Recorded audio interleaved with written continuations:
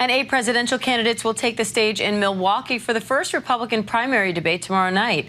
They're expected to tackle topics like abortion rights and the U.S. role in Ukraine.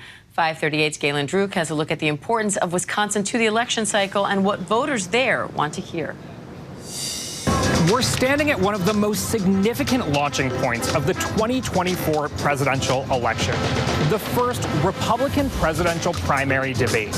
And it's no surprise that the Republican National Committee chose Milwaukee, Wisconsin as the host city.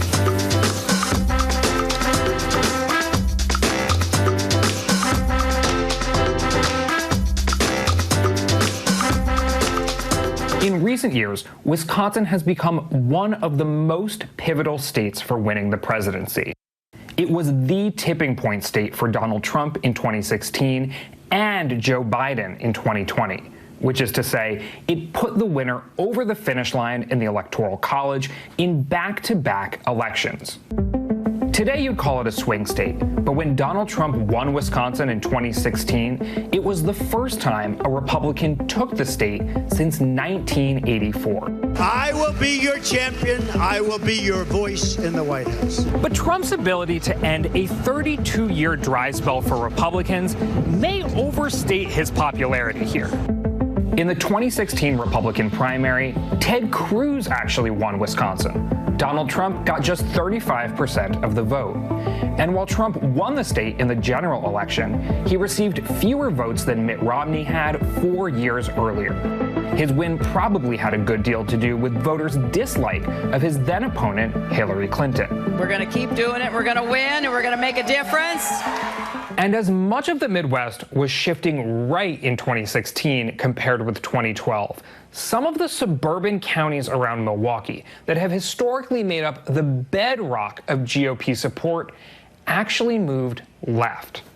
Look, a sea of red signifying rightward shifts, but key Republican-leaning counties like Waukesha and Ozaukee actually shifting to the left. In 2020, they moved left again.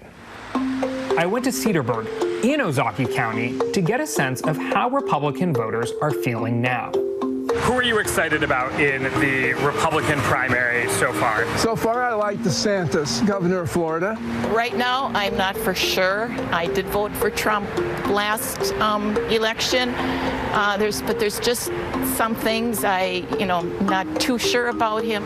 I think I've described myself as an independent, moderately conservative, and also I did not vote for Donald Trump. How did you end up managing that? Did you not vote? Gary Johnson? No. I voted a Democrat. Yeah. I voted for Biden. I have to admit, I'm still a Trumpster. You're still a Trumpster? Yes. Did you support Trump back in 2016? Yes, I did. Primary polling suggests that Trump isn't quite as strong amongst Republicans in Wisconsin as he is nationally.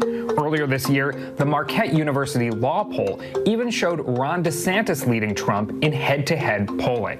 And recent years have been challenging for Wisconsin Republicans overall. Democrats saw a string of election victories in the Trump era, including the election and re-election of Democratic Governor Tony Evers, high-profile state Supreme Court races, and of course, a Biden win in 2020. Many voters in those suburban Milwaukee counties are still making up their minds in this primary. Are you going to be watching the debate on Wednesday night? Probably, yeah. And what are you going to be looking for? Something that would try to build unity, bring our country back together again. I think our country is going in the wrong direction. I'd like to hear him talk about the economy and stop inflation. Is there a Republican that you would like to see as the nominee that you would feel comfortable voting for? I don't know enough about her, but I think someone like a Nikki Haley might be a good candidate.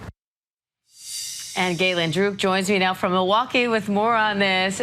Galen, it must feel great to get out and get to talk to people directly and hear straight from them. How critical do you think this debate is when it comes to these candidates trying to separate themselves from the pack? Yeah, Diane, primary debates like this can be critical. Outside of, say, a crisis or some kind of scandal, these are the events that really focus voters' attention. And the voters that are going to be watching, Republican voters, like a lot of these different candidates. They may have positive views of Trump and DeSantis and Tim Scott and maybe others. And so events like this, where everyone's on stage saying their mind, maybe getting in some good attack lines or really arguing their case, can be events that get voters on their side in a relatively quick fashion, in a way that the candidates can't do or can't accomplish in other environments. So these debates can be important. Will this be important? Will this end up changing folks' mind without Trump on the stage? That's an open question. The voters there say they want to hear about issues like the economy, which is always a top issue in every election. But how big of a topic will former President Trump be in this debate, given he is the former president? He is going through these indictments, but he's also a current candidate. Oh, I mean, whether he is being talked about directly or not, he is the elephant in the room. You know, he's polling at above 50% in national polls right now, and he's the person to beat. Now, the candidates on stage have two different motivations, I would say. One is folks like DeSantis or Tim Scott really want to take some time, Nikki Haley as well, and make their case to the American people. Why should I be president? There are other folks on stage who I think are probably longer shot candidates who really want to take it to Trump. Folks like Chris Christie, folks like Mike Pence, the former vice president. So they're really going to be focusing on making distinctions with Trump, maybe even attacking him, while other candidates on stage are really going to try to be saying, this is why you should vote for me. So what do the polls look like right now, Galen, and who stands to gain the most from this debate? Yeah, so the national polls, as I mentioned, Trump has about 52% in the national polls on average. After that, we have DeSantis at about 15%, Ramaswamy up there with about 9%, and on down from there. In the early states, it's a little bit different. So DeSantis does a little bit better in Iowa, Chris Christie does a little bit better in New Hampshire, and in South Carolina, Tim Scott and Nikki Haley are doing better there as well. It's important to keep in mind, we don't have a national primary, even though we pay attention to the national polling. We're going to go in order. It's going to go Iowa, then it's going to go New Hampshire, then it's going to go South Carolina. Who has to gain? I would look at the polling of favorability ratings amongst the candidates. So, number one, who is liked amongst all of the Republicans for the most part? I would say Ron DeSantis is up there. After that, it's Tim Scott. And maybe even Ramaswamy is moving up there as well. And this is going to be an opportunity for him to introduce himself to a national audience, even though he's not well known. The other person I would say who has to gain is if this turns into an absolute dogfight and it's a mess, Trump not being part of this and claiming that he's above the fray and he's ready for a general election. I mean, he is not joining this debate because he thinks it's in his best interest not to. He's polling well enough where he thinks some sort of opportunity to look bad in front of a national audience is too risky. And so he is opting out. All right, Galen Druk from ABC's 538. Great job out there, Galen. Thank you.